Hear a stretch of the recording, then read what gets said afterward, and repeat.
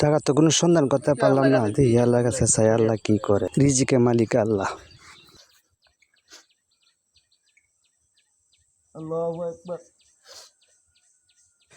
এক মাস রোজা রাখলাম, আজকে ঈদ।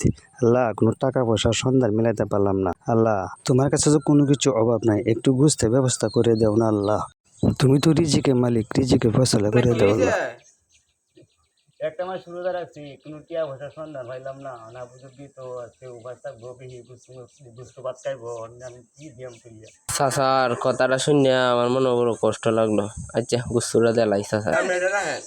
আমার অনেক টাকা পয়সা আছে, আমি মাংস আবার কিনে নিতারাম আপনার সন্তানাদের খাওয়া হয়। আল্লাহ দেখেন ভাই, দুনিয়াতে অনেক ভালো মানুষ আছে বলে দুনিয়াটা আজ টিকে আছে।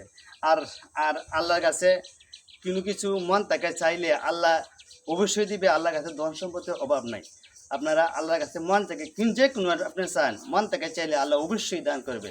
আর ভিডিওটা যদি ভালো লাগে তাহলে একটা শেয়ার করে দিবেন, অন্যজনের দেখার সুযোগ করে দিবেন। এই ভিডিওটা দেখে অন্যরা যেন আমল করতে পারে।